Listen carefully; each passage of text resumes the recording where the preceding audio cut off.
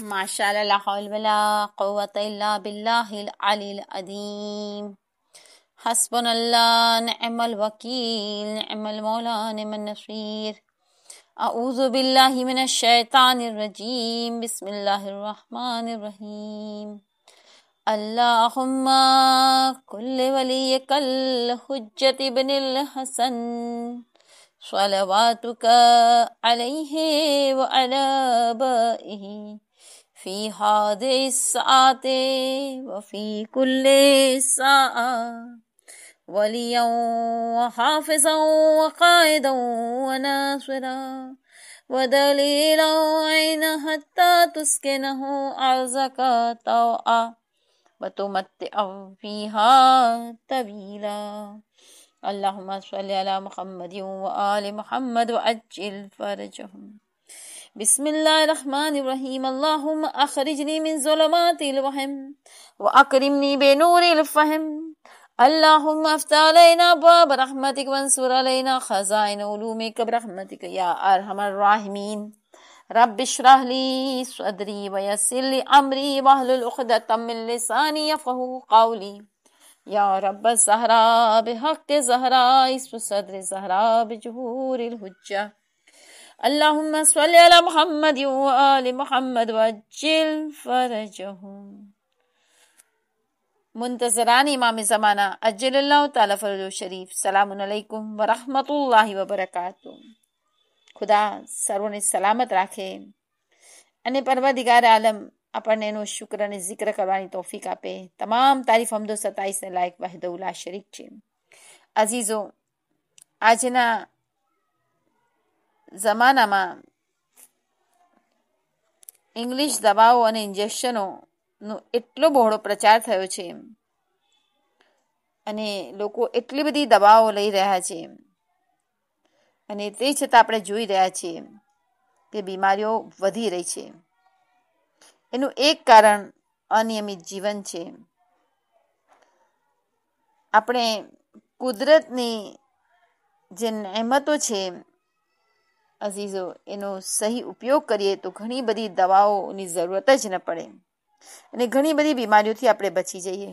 એક વાત યાદ રહે અઝીઝો કે દરેક વખતે કોઈ પણ વસ્તુનો ઇસ્તેમાલ કરતી વખતે ચાહે દવા લઈ રહ્યા હોય, ચાહે દેશી દવા હોય, ચાહે ઇંગ્લિશ દવા હોય, ચાહે અલ્લાહની એ અનમોલ નેમતો શાકભાજી છે કે ફ્રૂટ્સ હોય કે એનાથી આપણે ઈલાજ કરી રહ્યા હોય, દરેક વખતે અઝીઝો એ વસ્તુ પર નહીં પણ જેણે દર્દ આપ્યું છે અને જે શિફા આપનાર છે એ ખુદા પર ભરોસો હોવો જોઈએ। પરવરદિગાર આલમ આપણને અલ્લાહની એ અનમોલ નેમતોનો સહી ઉપયોગ કરવાની સૂઝ અતા કરે। આપણે જે દર્સ અઝીઝો સાંભળીએ છીએ મઝહબી માસિકો અન્ય કિતાબોમાંથી હું ચૂંટીને દર્સને તૈયાર કરું છું। તિબ્બે નબી તિબ્બે ઇમામે રઝા અલ ઇસ્લામમાંથી પણ આપણે ફાયદો હાસિલ કરી રહ્યા છીએ। ખુદા આપણા સર્વોને ભૂલોથી બચાવે અને અઝીઝો દુઆ કરે કે ખુદા અમારી આ કલીલ અને નાકીસ કોશિશોને કબૂલ કરી લે અને એમાં કંઈ ભૂલ હોય તો એને માફ કરી આપે। આજે આપણે એક એવી અનમોલ નેમતની તરફ ધ્યાન કેન્દ્રિત કરશું કે જે એક નાનકડું ફળ છે અઝીઝો અને કુદરતની અમૂલ્ય બક્ષિશ છે અને એનું નામ લીંબુ છે। લીંબુ દરેક દેશમાં મળે છે, દરેક જગ્યાએ મળે છે, દરેક સિઝનમાં મળે છે, પરંતુ કેમ કે ઘણા ખરા લોકો એમાં રહેલા શરીર માટેના ઉપયોગી તત્વોના જ્ઞાનથી અજાણ હોય તેનો દવા તરીકે ઉપયોગ કરી શકતા નથી। ઘણા લોકો તો પરેજીના નામ પર લીંબુનો બિલકુલ ઉપયોગ જ નથી કરતા કે ના અમને લીંબુ નડે।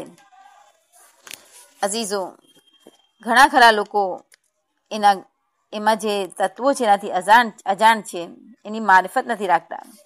આપણા ખાનપાનની વસ્તુઓનો જો સમજપૂર્વક આપણે ઉપયોગ કરીએ તો સેંકડો દર્દોની દવા ફક્ત આપણા ખોરાકમાં શાકભાજી અને ફળ ફૂલો બની શકે છે। સસ્તું અને સ્વાદિષ્ટ કિંમતી તત્વોથી ભરપૂર લીંબુ, જેમાં ખાટો રસ મુખ્યત્વે હોય છે, તે કેરી, કોકમ, આંબલી, બોર, આમળાથી તદ્દન જુદા પ્રકારનું હાઇડ્રોક્લોરિક એસિડ નામનો આમ્લ પદાર્થ ધરાવે છે, જે પાચન ક્રિયાને ઘણી જ મદદ કરી આંતરડાના કાર્યને ઉત્તેજન આપે છે। લીંબુથી પાચન ક્રિયા ખૂબ જ સુધરે છે અને આંતરડાનું જે કાર્ય છે એ સરસ રીતે થાય છે. લીંબુથી સાંધા પકડાઈ જવા, તાવ આવો કે માથાનું દર્દ, શરદી વગેરે થવાનો ડર એ ફક્ત વહેમ છે. સાંધા પકડાઈ જવા કે તાવ કે માથાનું દર્દ, શરદી વગેરે થવાનો ડર એ તદ્દન વહેમ છે. અને જે લોકોને વહેમ હોય છે એ લોકોને એવું થાય પણ છે, કેમ કે એ લોકોનો મસલો છે કે એ લોકો વહેમ રાખે છે એટલે પછી એ વસ્તુ એ લોકોને નુકસાન પહોંચાડે છે. દાખલા તરીકે હું એમ કહું કે મને મસૂરથી ગેસ થાય છે, તો મને મસૂર હાલાકી હલકો ખોરાક છે પણ મને ગેસ થશે, કેમ કે હું એવી આશા રાખું છું કે મને એનાથી એ થશે. અઝીઝો, લીંબુમાં રહેલા પોષક તત્વો આંતરડા, લીવર, બરોળ, કમળો, ઝાડા, લોહી વિકાર અને કૃમિના દર્દોમાં મુખ્યત્વે દવા જેવું કામ આપે છે. લીંબુમાં જે પોષક તત્વો છે આંતરડામાં, લીવરમાં, બરોળમાં, કમળામાં, ઝાડામાં, લોહી વિકારમાં અને કૃમિના દર્દોમાં દવા જેવું કામ આપે છે. શરીર ઉપયોગી સોડિયમ, પોટેશિયમ, લોહ, ફોસ્ફરસ, કેલ્શિયમ, વિટામિન બી અને સી લીંબુમાં રહેલા છે. ભેજવાળા હવામાન તેમજ નવા પાણીના ફેરફારથી અપચોને જાડો થઈ જતો હોય, મરડો થયો હોય, ગેસ થયો, કબજિયાત, આ બધા દર્દો થતા હોય છે. એવા દર્દોમાં ફક્ત લીંબુનો રસ સમયસર લેવામાં આવે તો કોઈ પણ દવા લેવાની જરૂરત નથી પડતી.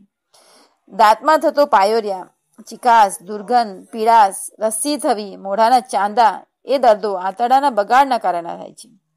આવા દર્દોમાં દિવસમાં 3 વખત લીંબુનો રસ જો પીવે તો ઇન્શાલ્લાહ એને સારું થઈ જશે. એવી જ રીતે ચામડીના દર્દો, દાદર, ખરજવું, માથાની જૂ, ગુમડા, ખુજલી પર લીંબુનો રસ ઘસવાથી તેમજ પાણીમાં લીંબુ નાખીને નાહવાથી ફાયદો થાય છે. કોલેરા જેવા ભયંકર દર્દમાં તમામ ખોરાક અને પાણી બંધ કરી ફક્ત લીંબુનો રસ આપવામાં આવે તો ફાયદો થવાના દાખલા વિદ્વાનોએ રજૂ કર્યા છે. કોલેરાની સિઝનમાં સૌએ લીંબુનો, જ્યારે કોલેરાનો રોગ ફાટી નીકળ્યો હોય ત્યારે લીંબુનો ઉપયોગ કરવો જોઈએ. કબજિયાત અઝીઝાની ગ્રામી ક્યારે પણ ન થવા દેવી. કબજિયાતથી ઘણા બધા પ્રોબ્લેમ થાય છે.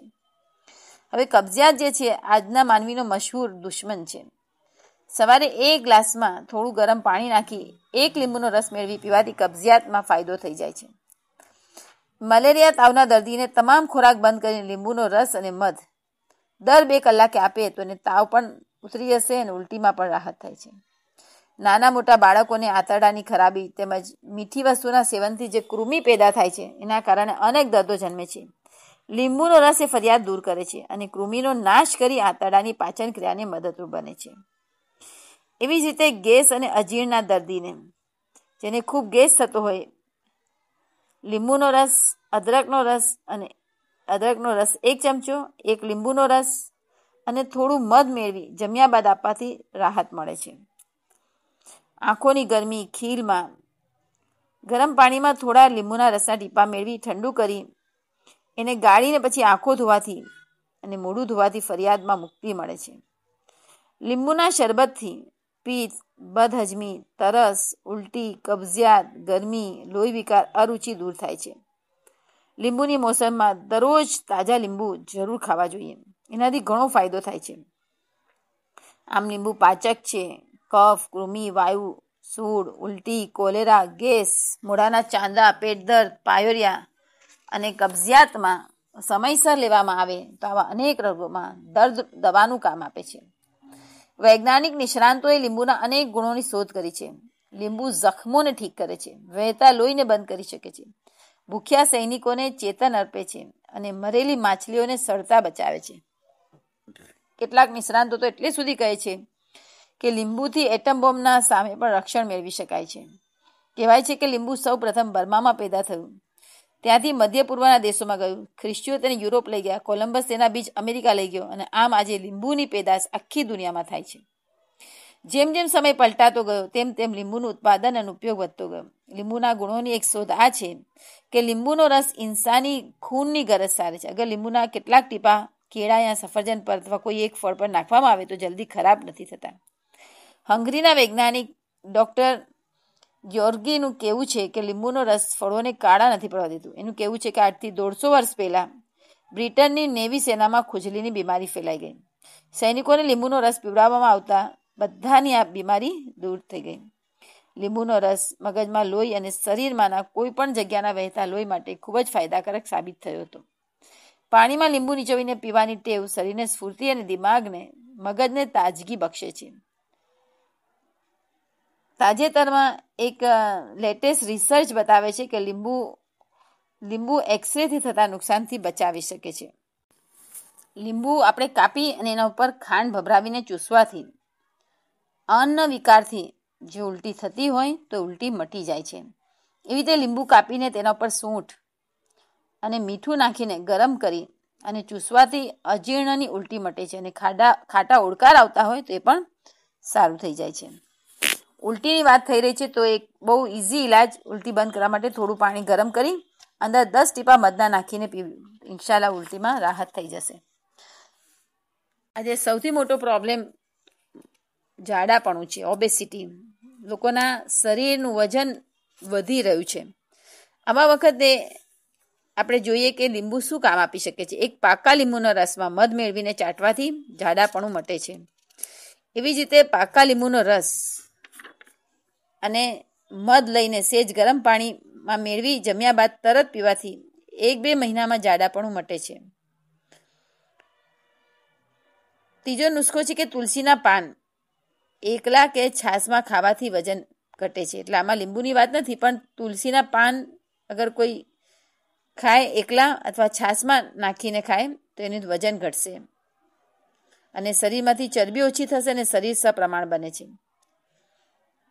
એવી જ રીતે સેજ ગરમ પાણીમાં મધ મેળવી સવારે નરણે કોઠે પીવાથી ચરબી ઉતરે છે. પણ મધ સાચું હોવું જોઈએ.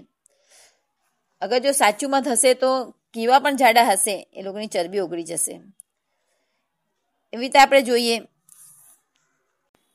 ચહેરાની ચમક માટે, ચહેરાનો મેલ સાફ કરવા માટે જવના લોટમાં થોડુંક લીંબુ નાખીને પછી એનાથી અગર ચહેરો ધોવામાં આવે તો ચહેરાની નિખાર આવી જાય છે, ચહેરો ચમકવા લાગે છે. એવી રીતે ધારો કે આપણે જવનો લોટ ન મળે તો ચણાના લોટમાં થોડું દૂધ અને અથવા જો ઠંડીની સિઝન હોય તો થોડી મલાઈ અને થોડા ટીપા લીંબુના નાખી અને પછી એનાથી ચહેરો ધોવામાં આવે તો ચહેરો નિખરી જાય છે. એવી રીતે ચહેરા પરના ડાઘ હોય તો લીંબુની છાલ પીસીને દૂધમાં ભેળવી રાતના લગાવવાનું. એવી રીતે એક બીજો ઇલાજ છે કે મલાઈમાં લીંબુના રસના થોડા ટીપા નાખીને ચહેરા પર ઘસવાથી પણ ચહેરા પરના ડાઘ દૂર થાય છે. કોણી પરના ડાઘને દૂર કરવા માટે લીંબુ કાપીને રસ કાઢી લો, તેની છાલમાં થોડુંક દૂધ નાખો અને કોણી પર ખૂબ ઘસો. લીંબુ કાપીને રસ કાઢી લો અને એની છાલમાં થોડુંક દૂધ નાખીને કોણી પર એ છીલટું ઘસવાનું. કોણી જે કાળી પડી ગઈ હશે એ સાફ થઈ જશે. હવે આપણે જોઈએ કે હોઠોની કાળાશ માટે ઘણા લોકોના હોઠ કાળા પડી જાય છે તો મલાઈમાં લીંબુનો રસ થોડો મેળવીને રાતના સૂતી વખતે લગાડવું. મલાઈમાં લીંબુનો રસ થોડો ભેળવીને રાતના સૂતી વખતે લગાડવું. પોતાના ખોરાકમાં લીંબુનો રસ, તાજા ફળ અને સલાડને સામેલ કરવાથી પણ હોઠની કાળાશ મટે છે. એવી રીતે બદામના તેલમાં લીંબુના રસના થોડા ટીપા ભેળવીને લગાડવાથી પણ હોઠોની કાળાશ દૂર થાય છે. ઘણી વખત ગરમીની સિઝનમાં અથવા આમાં થાક જાણે બહુ લાગ્યો હોય ત્યારે થાકમાં પણ લીંબુ અજીબ કામ કરે છે. લીંબુનું શરબત ખાંડ નાખીને પીવાથી તરત જ અહેસાસ થશે કે થાક દૂર થઈ ગયો. તો આપણે બીજા 2-3 અલગ અલગ જોઈએ કે મરીના 2-3 દાણા રોજ ખાવાથી કોઈ પણ રોગ થતો નથી. આપણે ત્યાં વઘારમાં પણ આપણે ચાવલમાં, ખીચડીમાં, શાકમાં મીરી નાખતા હોય છે, પણ પછી જ્યારે જમવામાં આવે છે ત્યારે આપણે ફેંકી દેતા હોય છે. ખરેખર મીરી ખાઈ જવા જોઈએ. અને આમાં શું પણ મરીના 2-3 દાણા રોજ આપણે ગળી જઈએ તો પણ કોઈ પણ રોગ નથી થતો. એવી રીતે આપણે જોઈએ કે કોલેસ્ટ્રોલ માટે સૂકી મેથી ફાંકવાથી કોલેસ્ટ્રોલ ઘટે છે. મેથીની ભૂકી એટલે કે મેથીને પીસીને 5 ગ્રામ જેટલી રોજ સાકર સાથે ખાવાથી એપેન્ડિક્સ મટે છે. અને સારણગાંઠ, હર્નિયા જેને આપણે કહીએ છીએ, સવાર સાંજ 2 વખત 5-5 ગ્રામ મેથીના દાણા ચાવ્યા વગર ગળી જવાથી સારણગાંઠ મટી જાય છે. પરદિગાર તને મોહમ્મદ અને આલે મોહમ્મદનો વાસ્તો, અમે જે ઇલ્મ હાસિલ કર્યું એના પર અમલની તૌફીક આપજે. ખુદા તમામ મોમિનોને, તમામ મુસલમાનોને તારી અનમોલ નેમતોનો ઉપયોગ કરવાની તૌફીક અતા કરજે. તમામ મોમિન મોમિનાતની જાન, માલ, ઇઝ્ઝત, ઈમાન અને ઔલાદની હિફાઝત ફરમા. તારી આખરી હુજ્જત બકિયતુલ્લાહ ઇમામે ઝમાનાના ઝુહૂરમાં તાજીલ ફરમા. અમને એમના આવાન અંસાર તાબે ફરમાન શિયાથી બનાવી દે. અમારા ઇમામને મારાથી રાજી અને ખુશનૂદ કરીને અમારા પર એહસાન ફરમા. ربنا تقبل منا إنك أنت السميع العليم. سبحان ربك رب العزة عما يصفون وسلام على المرسلين والحمد لله رب العالمين برحمتك يا أرحم الراحمين.